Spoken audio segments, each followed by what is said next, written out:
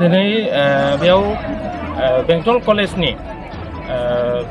Annual उइक college annual उइक बेजों लोब्बा लाखिनानै कालचारेल रिलिफ प्रग्राम दिहुननाय जादों। ओमफ्राय दा जों बेखौ आरम्भ खालामनो सानबाय आरो डिपार्टमेन्ट वाइज ओमफ्राय बेजों माने मा लादों कम्पिटिसन लादों आरो ओमफ्राय डिपार्टमेन्ट वाइज बेलेग बेलेग टिम लादों आरो बिसोर बेखौ लानानै दा ओंखारसिगोन जों। 24 नं बेंटल कलेज उइकआ दाखालि 22 तारिखनिफ्राय फेब्रुवारि 22निफ्राय जागायनानैहाय दिनै 1 तारिख मार्चआव जोबनानै फैबाय।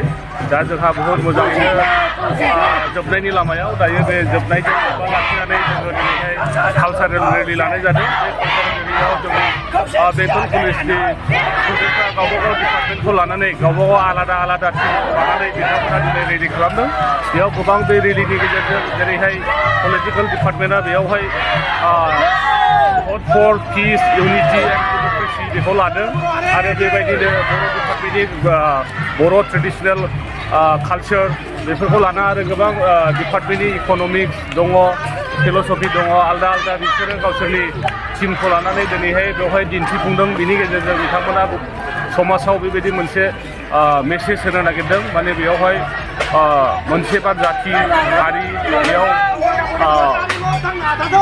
खौसेथि मोनसेबा नङा खौसेथि थांनानै थानांगौ खौसेथियै जों ज' ज' जौगालांनांगौ बे मोनसे नोजोरजों बे मेसेजजों बिथांमोना दिनैहाय मोनफ्रोमबो जाथि जनगोष्ठी स्टुडेन्टफ्रा गावबागाव हारिनि हारिमुफोरखौ दिनै दिन्थिफुंदों।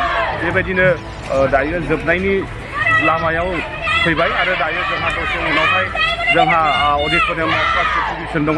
बेवहाय जोंनि बेंटल कलेजनिनो जोंहा आफादगिरि जोंहा दङ बडिनि आफादगिरि बिथां जोंनिनो मान होनो गोनां EM रन्जित बसुमतारी सारा दंफैयो। दा बिथांनि प्रेजेन्टआवनो जोङो प्राइज डिस्ट्रिबिउसनजों आरो बिथांनि बिबुंथिजोंनो दिनैनि जोंनि बेंटल कलेजनि कलेज उइकआ जोबनानै थांगोन।